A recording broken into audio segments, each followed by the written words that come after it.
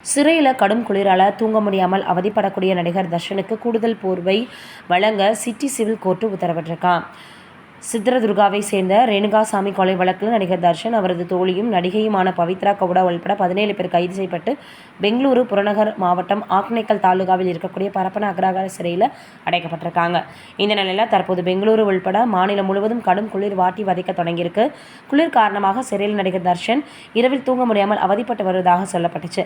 அவருக்கு ஒரே ஒரு போர்வை மட்டும் வழங்கப்பட்டிருக்கான். ஆனால் குளிரால அந்த போர்வையை பொருத்தி அவரால் தூங்க முடியல. அதனால கூடுதல் போர்வை வழங்கணும் அப்படின்னு சிறை அதிகாரியிடம் தர்ஷன் முறையிட்டிருக்கார். ஆனால் அதிகாரிகள் கொடுக்கலையா. இதுக்கிடையில் கொலை வழக்கு விசாரணை பெங்களூரு சிட்டி சிவில் கோர்ட்டில் விசாரணைக்கு வந்திருக்கு. அப்போது தர்ஷன், பவித்ரா கவுடா உள்பட அனைவரும் காணொலி காட்சி மூலம் கோர்ட்டில் ஆஜர்படுத்தப்பட்டாங்க. தர்ஷன் சிறையில் கடும் குளிர் நிலவி வருது, தனக்கு கூடுதல் போர்வை வழங்கணும்னு அதிகாரிகளிடம் கேட்டும் கொடுக்கலன்னு சொல்லியிருக்காரு. குடும்பத்தினர் கொண்டு வந்த போர்வையும் தர மறுத்திருக்காங்களாம். இதையடுத்து நீதிபதி சிறைத்துறை அதிகாரிகள் மீது கடும் அதிருப்தியை தெரிவிச்சிருக்கார். மேலும் தற்போது குளிர் நிலவும் நிலையில் போர்வை தர முடியாதுன்னு அதிகாரிகள் எப்படி மறுக்க முடியும். அதனால் நீதிபதி இந்த கேள்வி எழுப்பிட்டு உடனடியாக அவருக்கு கூடுதல் போர்வை வழங்கணும்னு சொல்லியிருக்காங்களாம். நடைமுறை சட்டப்பிரிவு 264 கீழே சில ஆவணங்களை அதிகாரப்பூர்வமாக ஆதாரமாக பதிவு செய்யணும்னு வலியுறுத்தியிருக்காங்க. இதை கோர்ட்டும் அக்செப்ட் பண்ணிக்கிட்டாங்களாம்.